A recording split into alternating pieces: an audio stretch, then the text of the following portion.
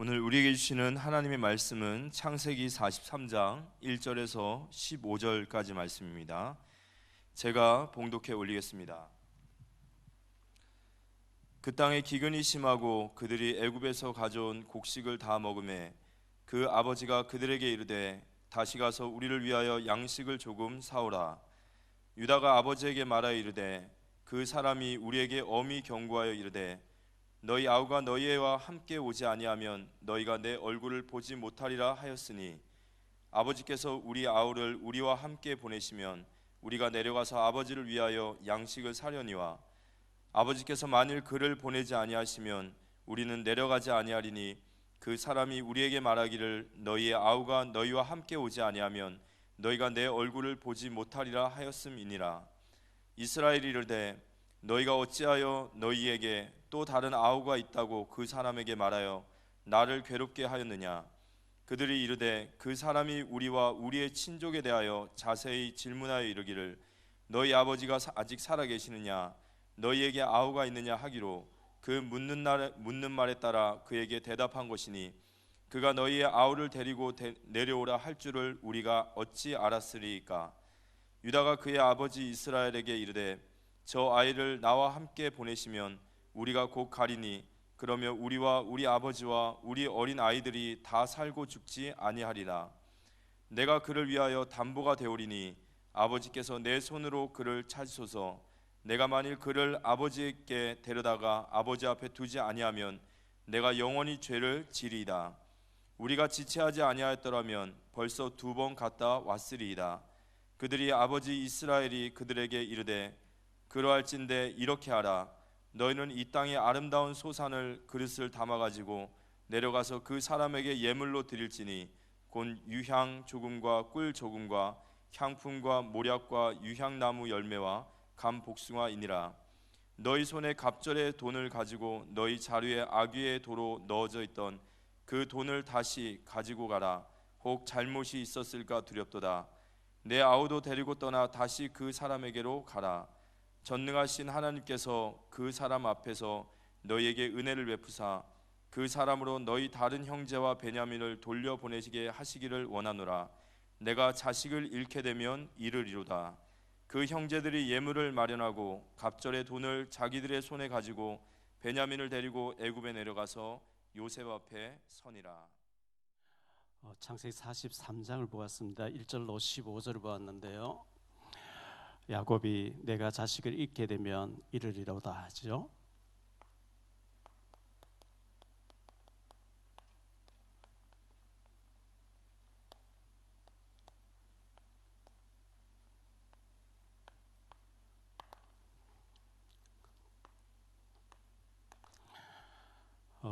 김해에서 유석 백세 하시는 우리 안유석 대표님이 계시는데 제 건강을 위해서 많이 애써 주시고 또 우리 권지혁 장로님도 또 우리 안희원 집사님도 저희 건강을 위해서 많이 애써 주셔서 많이 좀 됐는데 김해에 계신 우리 안 대표님이 거제도의 그 바다 끝에 펜션 잘 아시는 분이 계시는데 와서 잠깐 쉬었다 가라고 계속 이렇게 쉬러 와라 해서 시간이 안 나다가 이제 잠깐 이번 주에 가서 한 3일 동안 쉬면서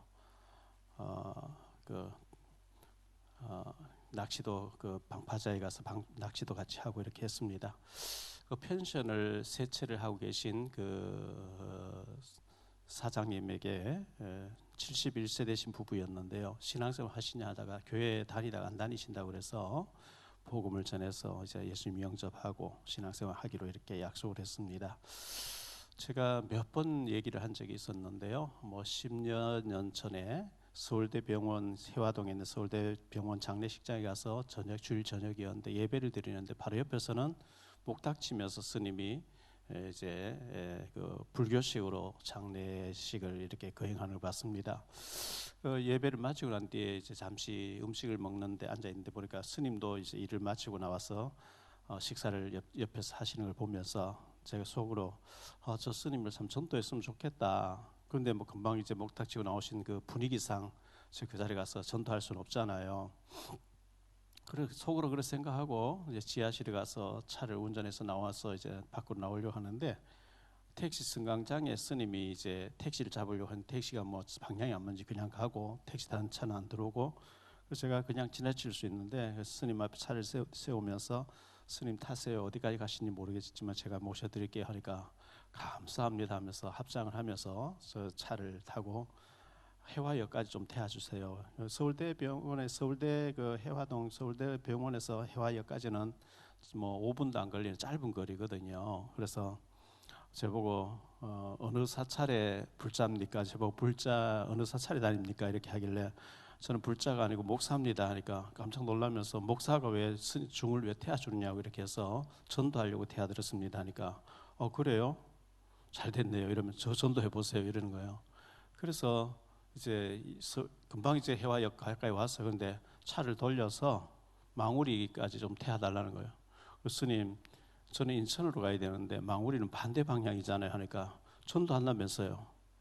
나 태워주면 전도해 보세요 이래가지고 그래서 제가 이제 망우리까지 태워드리면서 이제 저를 얘기를 했는데 그분이 그 이후에 이제 저희 교회도 여러 번 이제 몇 번 찾아오셨어요. 그래서 식사도 같이 하고 뭐 사복 입고 모자 쓰고 오시니까 스님인 줄 모르잖아요. 그렇게 지냈는데 전도를 하니까 복음을 받고 영접하면 참 좋은데 그거는 하지 않고 그냥 저를 좋아하셔요. 근데 이분이 그 이후에 양산에 가서 계시다가 울산에 와 계시다 거제도에 가서 지금 현재 사찰에 주지 스님으로 계시거든요.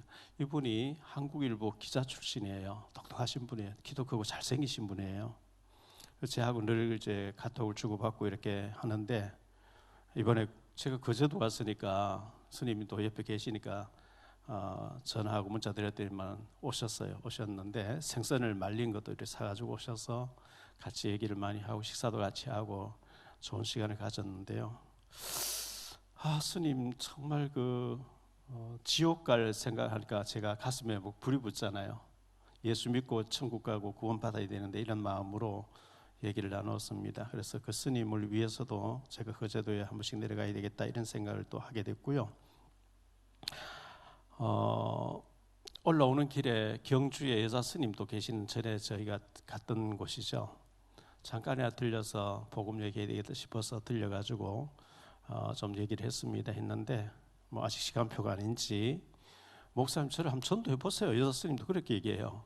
근데 제가 아직도 이제 말씀이 먹히지 않는 가운데 저는 애통하는 마음이 이 남자 스님 거제도에 계신 스님도 그렇고 경주에 계신 여자 스님도 그렇고 이분들이 뭐 불교에 자기 모든 걸 다 바치는 건 다 좋은데 죽으면은 지옥을 가셔야 되잖아요. 지옥 가잖아요. 천국 가야 되잖아요. 너무나 확실한 천국과 지옥이 있는데 그걸 모르시니까 안타까운 마음으로 어쨌든 좋은 관계를 맺고 있으니까 기회되면 정말 진지하게 지옥만은 면하셔야 됩니다. 이 얘기를 해드려야 되겠다 이렇게 생각하고 있습니다. 사랑하는 성도 여러분, 하루의 삶이 피곤하고 힘드실 때 참 그럴 때가 참 많이 있지요. 힘 빠지고 낙심되고 절망되고 그럴 때 여러분은 어떻게 하십니까?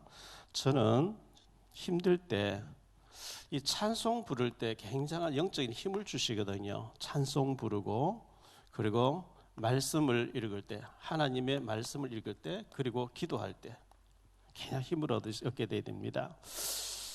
힘 빠지고 낙심되고 절망되고 참 힘들 때 그때 하나님 앞에 엎드려 기도하고 찬송 부르고 할 때 하나님 힘 주시기 때문에 그렇게 하셔야 되고요. 부활하신 주님께서 성령으로 내게 오셔서 나와 함께 하신다. 배경 중에 최고의 배경은 그리스도의 배경이잖아요. 주님이 나와 함께 하시겠다. 세상 끝날까지 나와 함께 하시겠다. 정말 주님이 나와 함께 하는 게 맞다면 마태복음 10장 30절에 보면 나의 머리카락이 몇 개인지 다 아신대요. 하나님께서 머리 감을 때마다 몇 개 빠지고 몇 개 나는지 하나님 다 알고 계시다 그랬거든요. 그래서 하나님이 정말 머리카락을 다 세신 바 됐다고 하면 우리는 힘 빠졌다가도 주님 생각하면서 회복되고 해야 되는데요. 시편 42편 5절에 보니까 내 영혼아, 내가 어찌하여 낙심하며 어찌하여 내 속에서 불안해하는가? 너는 하나님께 소망을 두라. 그가 나타나 도우심으로 말미암아 내가 여전히 찬송하리로다. 자신이 자신에게 얘기하는, 내 영혼아, 네가 어찌하여 낙심하며 어찌하여 내 속에서 불안해하느냐? 하나님이 너와 함께하지 않느냐? 왜 낙심하고 절망하고 있냐? 너는 하나님께 소망을 두라. 시편 42편 11절에도 같은 말씀이 나와요. 시편 43편에도 보면 또 같은 말씀이 나오죠. 똑같은 말씀 나와요. 내 영혼아, 내가 어찌하여 낙심하여 어찌하여 내 속에서 불안해하는가? 너는 하나님께 소망을 두라. 그가 나타나 도우심으로 말미암아 내 하나님을 여전히 찬송하리라. 여러분, 절망하다가도 낙심하다가 힘 빠졌다가도 찬송하며 하나님께 영광 돌리시는 이 말씀이 성취되는 역사가 있게 되기를 예수님 이름으로 축복합니다. 마태복음 28장 20절에 보니까 내가 너에게 분부한 모든 것을 가르쳐 지키게 하라. 볼지어다 내가 세상 끝날까지 너희와 항상 함께 있으리라 하시니라. 주님이 세상 끝날까지 항상 함께, 우리가 예배할 때만, 기도할 때만 하나님 함께 하는 게 아니고, 때로는 우리가 연약해서 넘어져 있을 때도, 힘 빠지고 낙심되어 있을 때도 하나님이 항상 나와 함께 하신다. 부활하신 그리스도, 하늘과 땅의 모든 권세를 가지신 주님이 나와 함께 하신다. 거기서 살아나셔야 돼요. 왜? 전능하신 주님이 나와 함께 하시니까.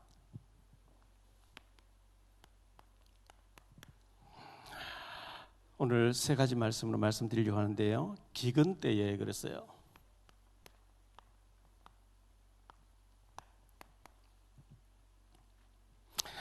응답과 축복의 기회가 되어야 됩니다.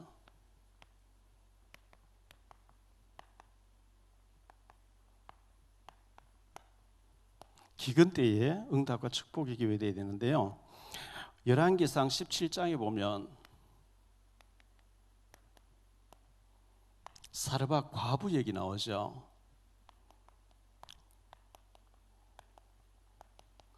3년 6개월 동안 기근이 들어요. 땅에 비가 오잖아요. 여러분, 3년 6개월 동안 비 한 방울 안 내리면 어떻게 되겠어요? 그때 이 사르밧 과부의 집에 엘리야가 찾아왔어요. 엘리야를 모시고 있는데 곡식통에 가루통에 가루가 떨어지지 않고 기름병 기름 떨어지지 않고 3년 6개월 동안 계속 나오는 거 있죠. 아들이 죽어도 살아나는 기근 때에 응답받는 사르밧 과부를 보게 되고요. 열왕기하 8장에 보면 수넴 여자, 이 수넴 여자가 아주 집안이 부유한 가정이었는데 엘리사를 잘 섬기게 되죠.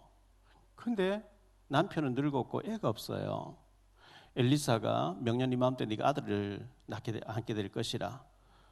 아들을 낳았는데 아들이 죽었죠. 근데 엘리사가 가서 살아나게 됩니다.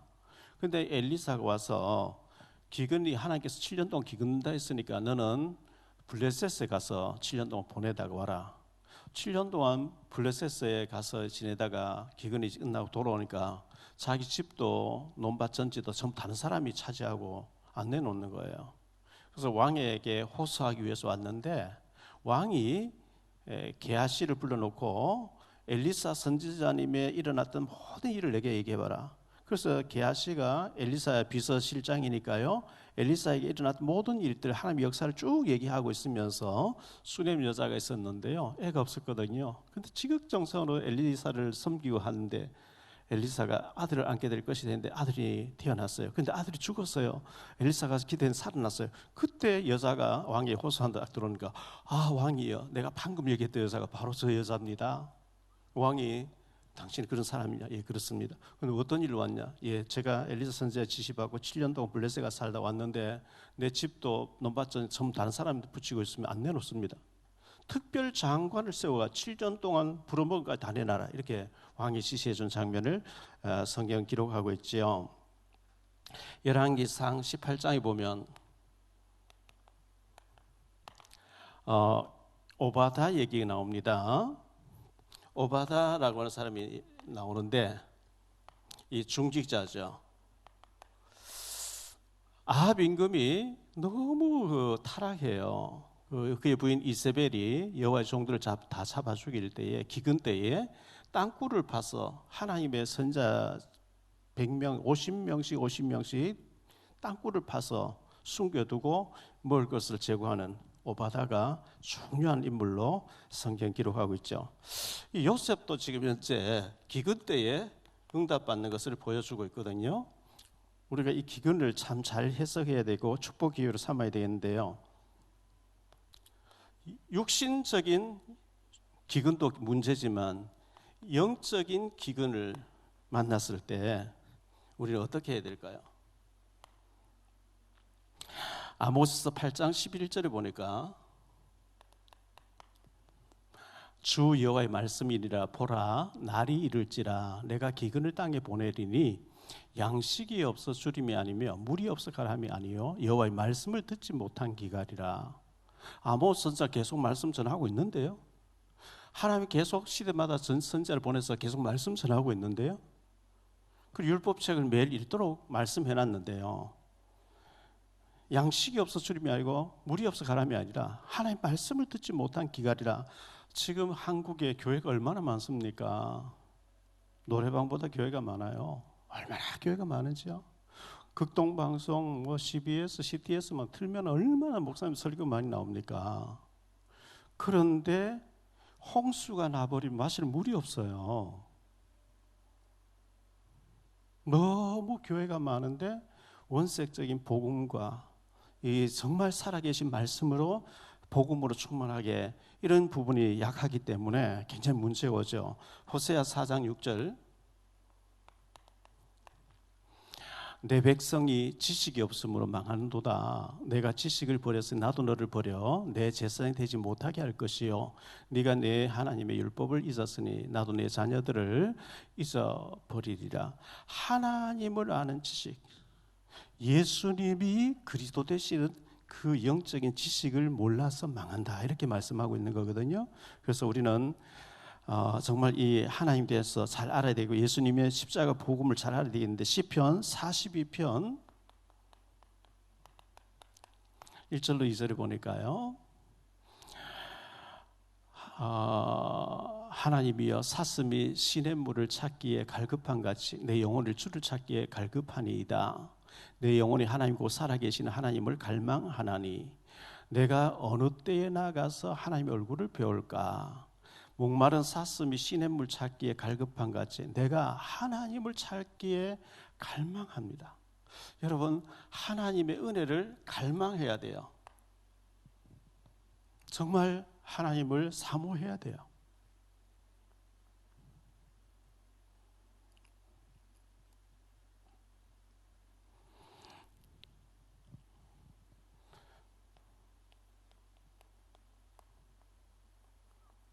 주님께로 나아가라 그랬는데요.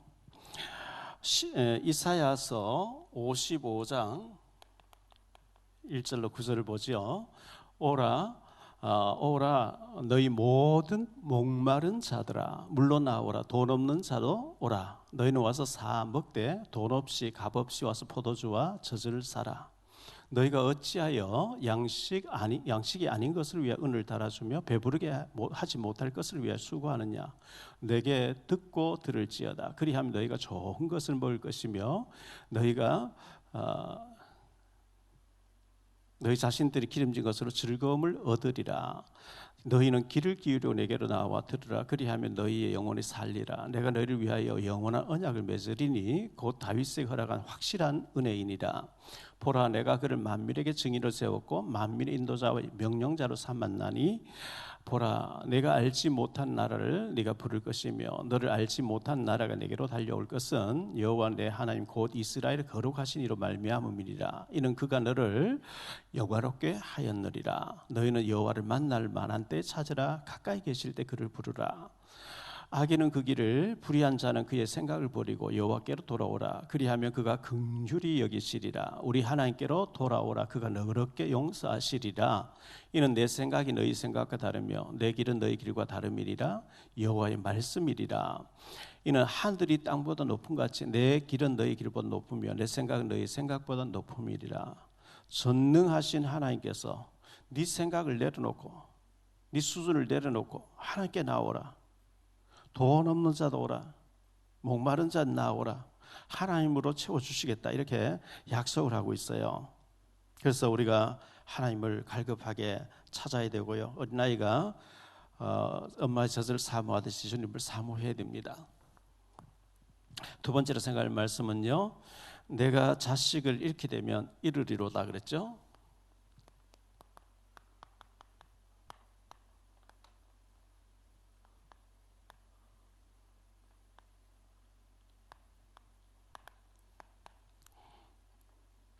그 땅에 기근이 심하고 그랬어요.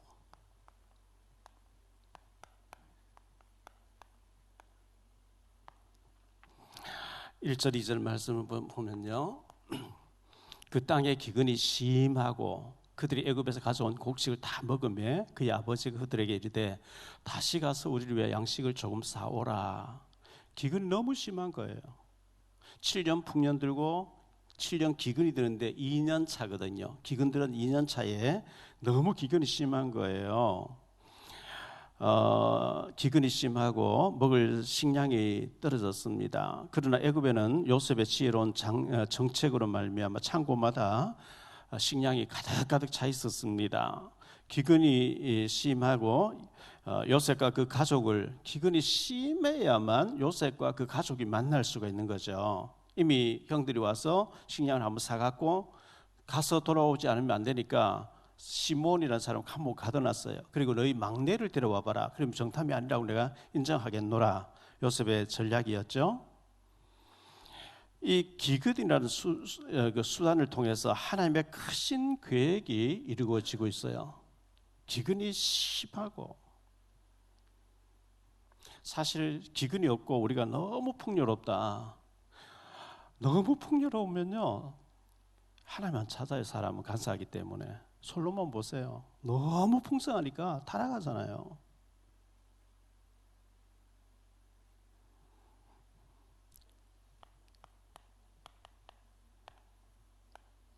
유다가 그 아버지 야곱을 설득하는 거죠. 이게 3절로 10절인데요. 보죠. 유다가 아버지에게 말하 이르되 그 사람이 우리에게 엄히 경고하 이르되 너희 아우가 너희와 함께 오지 아니하며 너희가 내 얼굴을 보지 못하리라 하였으니 아버지께서 우리 아우를 우리와 함께 보내시면 우리가 내려가서 아버지를 위하여 양식을 사려니와 아버지께서 만일 그를 보내지 아니하시며 우리는 내려가지 아니하리니 그 사람이 우리에게 말하기를 너희의 아우가 너희와 함께 오지 아니하면 너희가 내 얼굴을 보지 못하리라 하였음이니이다. 이스라엘이 되 너희가 어찌하여 너희에게 또 다른 아우가 있다고 그 사람에게 말하여 나를 괴롭게 하였느냐. 그들이 이르되 그 사람이 우리와 우리의 친족에 대하여 자세히 질문하여 이르기를 너희 아버지가 아직 살아계시느냐 너희에게 아우가 있느냐 하기로 그 묻는 말에 따라 그에게 대답한 것이니 그가 너희 아우를 데리고 내려오라 할 줄을 우리가 어찌 알았으리까. 유다가 그의 아버지 이스라엘이 이르되 저 아이를 나와 함께 보내시면 우리가 곧 가리니 그러면 우리와 아버지와 우리 어린 아이들이 다 살고 죽지 아니하리이다. 내가 그를 위하여 담보가 되오리니 아버지께서 내 손에서 그를 찾으소서. 내가 만일 그를 아버지께 데려다가 아버지 앞에 두지 아니하면 내가 영원히 죄를 지리이다. 우리가 지체하지 아니하였더라면 벌써 2번 갔다 왔으리이다. 이렇게 아버지를 설득했어요. 이 야곱 입장에서는 요셉이 없었는데 요셉의 동생 베냐민까지 데려가려고 하니까 너희가 어찌해서 그 사람에게 너희 아우가 있다 해서 이렇게 나를 괴롭히느냐 했는데 유다가 거기에 대해서 설명을 하는 거죠. 그래서 야곱의 결단이 나오죠. 결단이 나오는데 이게 11절로 15절입니다. 그들이 아버지 이스라엘에게 그들에게 이르되 그러할지인데 이렇게 하라. 너희는 이 땅의 아름다운 소산을 그릇에 담아 가지고 내려가서 그 사람에게 예물로 드릴지니 곧 조금과 꿀 조금과 향품과 모략과 유향나무 열매와 감복숭아니라.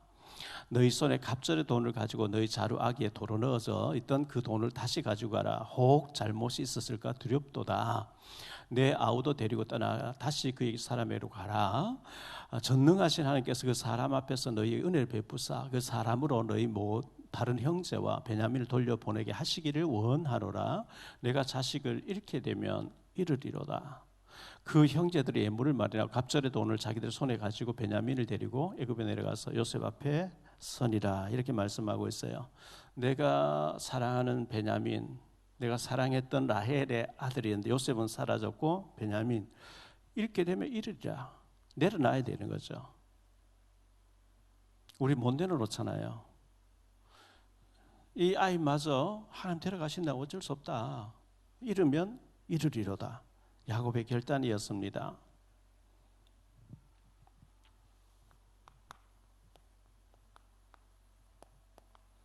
요셉의 집으로 안내받은 형제들입니다.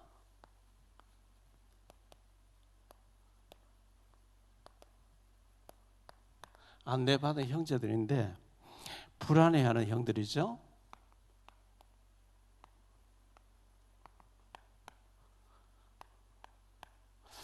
16절로 22절을 보겠습니다. 요셉은 베냐민이 그들과 함께 있음을 보고 자기의 청지기에 이르되 이 사람들을 집으로 인도해 드리고 짐승을 잡고 준비하라. 이 사람들이 정오에 나와 함께 먹을 것이니라.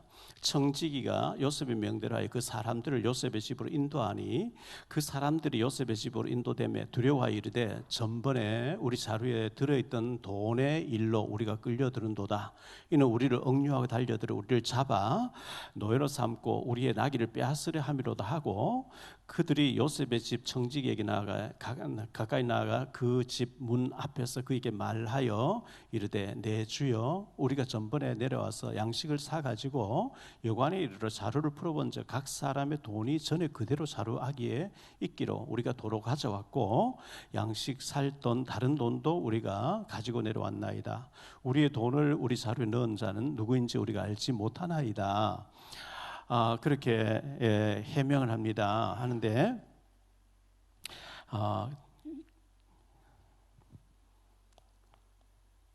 안심하라, 두려워하지 말라 이렇게 얘기하죠.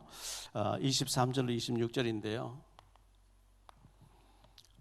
그가 이르되 너희는 안심하라 두려워하지 말라. 너희 하나님 너희 아버지의 하나님이 재물을 너희 자루에 넣어 너희에게 주신 것이니라. 너희 돈은 내가 이미 받았느니라 하고 시몬을 그들에게로 이끌어내고 그들을 요셉의 집으로 인도하고 물을 주어 발을 씻게 하며 그들의 나귀에게 먹이를 주더라.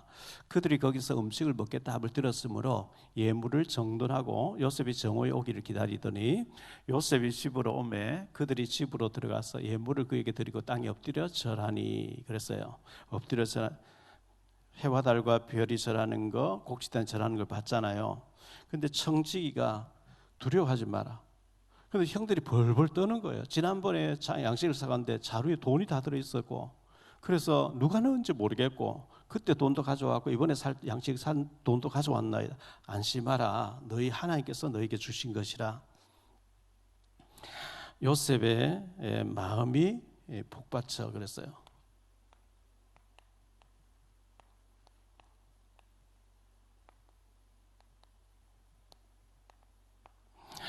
27절로 34절인데요. 요셉이 그들의 안부를 물으며 이르되 너희 아버지 너희가 말한 그 노인이 안녕하시냐? 아직도 생존해 계시느냐? 그들이 대답하되 주의 종 우리 아버지가 평안하고 지금까지 생존하였나이다 하고 머리 숙여 절하더라. 요셉이 눈을 들어 자기 어머니의 아들 자기 동생 베냐민을 보고 이르되 너희가 내게 말하던 너희 작은 동생이 이 아이냐?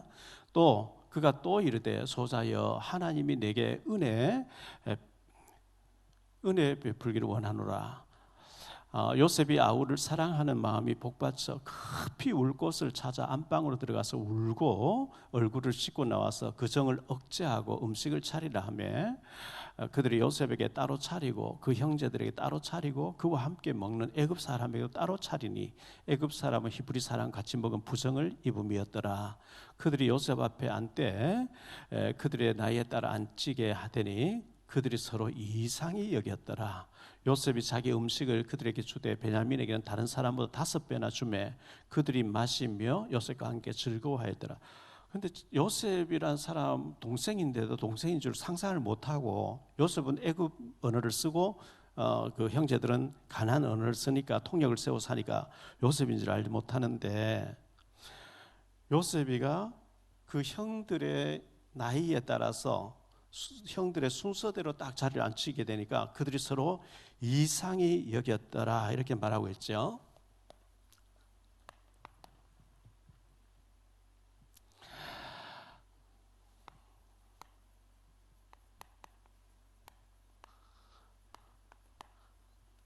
은혜 받은 한 사람이 필요합니다. 야곱 가문에 12아들 딸 하나 13남매가 있었는데 요셉이라고 하는 한 사람이 은혜를 받으니까 가문을 다 살리는 거예요. 가문만 살렸으니까 시대를 살린 거죠. 풍년 들었을 때 창고를 잔뜩 쌓아 저장해놨다가 전 주변 나라 다 살리는 이 요셉 한 사람. 그래서 우리 가정에 우리 가문에 요셉 같은 은혜 받는 한 사람 있어야 돼요. 그래서 에레미야 5장 1절에 이렇게 말씀하고 있어요. 너희는 예루살렘 거리로 빨리 다니며 그 넓은 거리에서 찾아보고 알라. 너희가 만일 정의를 행하며 진리를 구하는 자를 한 사람이라도 찾으면 내가 이 성읍을 용서하리라. 한 사람이 없다는 거예요. 한 사람. 교회가 많은데 하나님 마음을 기쁘시게 하는 한 사람이 없다는 거예요. 내 한 사람이 은혜 받고 성령 충만하면 가문을 살려요. 요셉 한 사람 은혜 받으니까 다 살리잖아요.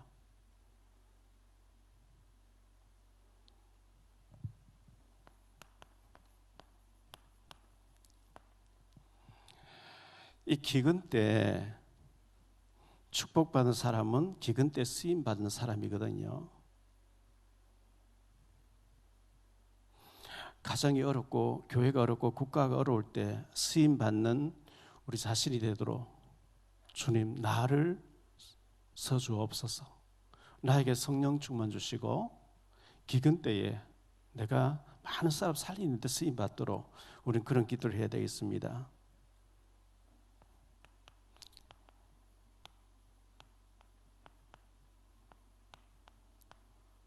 이상히 여겼더라 그랬죠. 33절에 보면 이상히 여겼더라. 나이 순서대로 딱 앉히니까 이상히 여기죠. 그들이 요셉 앞에 앉되 그들이 나이에 따라 앉히게 되니 그들이 서로 이상히. 요셉이가 자기 자신이 요셉이라고 오픈 안 하고 애굽의 고위직에 있는 사람으로 총리로 하고 얼굴을 빤히 쳐다보지도 못해요. 근데 아무리 그래도 어떻게 요셉 동생인데 몰라봤을까? 22년 만이거든요. 요셉이 17살에 팔려갔잖아요. 30살에 총리가 되잖아요. 7년 풍년 들었잖아요. 2년 기근 들었을 때 이때 만나거든. 자, 이때 요셉 나이가 39세입니다.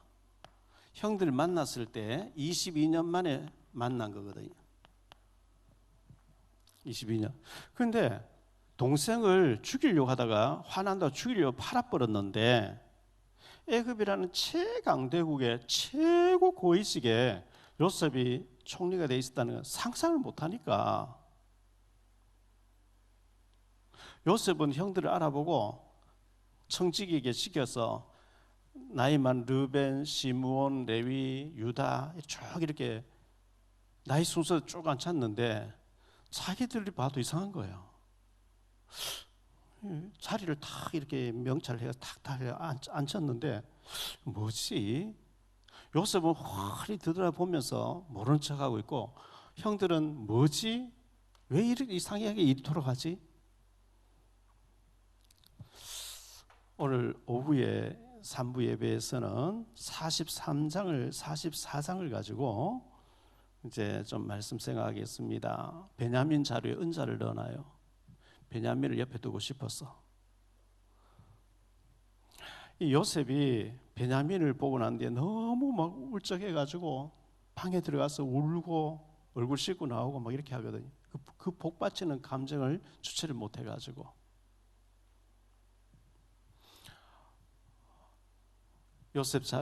요셉이가 청지기를 시켜서 베냐민 자루에 은자를 넣어놨는데 그들이 가고 있는데 청지기라고 하는 비서실장이 달려가서 너희가 어찌해서 은혜를 악으로 갚느냐?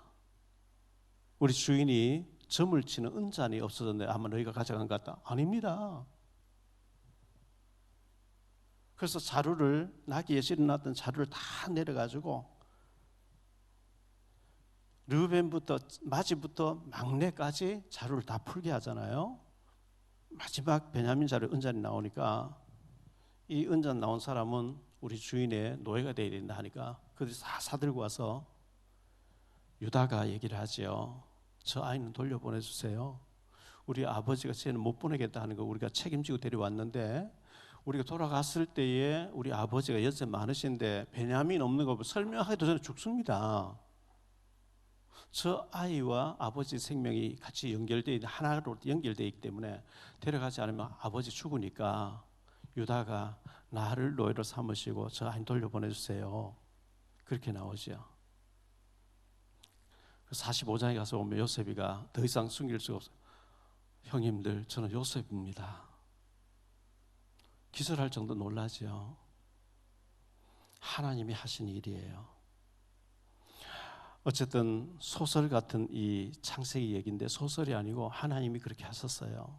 하나님이 하시면 능치 못할 일이 없죠. 요셉에게 역사하신 하나님, 노아에게, 아브라함에게, 이삭에게, 야곱에게, 요셉에게 역사하신 하나님이 오늘 저와 여러분이 믿는 하나님이에요. 히브리서 13장 8절에 예수 그리스도는 어제나 오늘이라 영원토록 동일하게 역사하신다 그랬어요.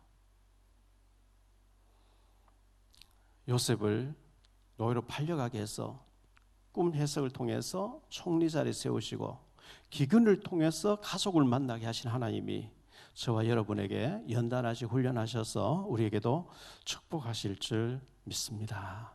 기도하겠습니다. 주님 감사합니다. 오늘 거룩하고 복된 주일날 저희가 주님 앞에 나와서 일부 예배로 하나님께 예배를 드립니다. 하나님께서 아브라함에게 네 후손들이 강대국에 가서 400년 동안 종살이 하다 나올 것이고 많은 재물을 이끌고 나오게 하겠다 하셨는데 요셉이가 애굽에서 총리가 되어심으로 그 가족 70명이 이주하게 됐는데 400년 만에 거대한 이스라엘 민족이 되어서 출애굽 과정을 통해서 애굽과 전 세계에 하나님이 살아계신 것을 알리신 하나님께서 오늘 우리를 통해서도 이 은혜 받은 한 사람을 찾고 계시고 정말 하나님이 한 사람을 통해서 일하시는 줄 믿는데 그 일에 우리 가정이 우리 자신들이 쓰임받는 역사가 있게 해 주옵소서. 요셉을 귀하게 사용해 주셨고 정말 요셉은 시대의 대안자였습니다. 하나님이 시대의 대안자로 우리를 불러주신 줄 믿습니다. 우리가 힘 빠지고 낙심되고 절망될 때 오직 주님 바라보면서 새 힘을 얻게 하시고 회복의 역사가 일어날 수 있도록 축복 내려 주옵소서. 특별히 10월 27일 광화문 연합집회를 통해서 소수의 이 성정체성 동성애자들을 위해서 다수를 희생시키려고 하는 악법들이 꺾이게 하시고 한국교회가 살아나는 역사가 일어날 수 있도록 주님이 축복 내려 주옵소서. 주 예수 그리스도의 이름으로 축복하며 기도하옵나이다.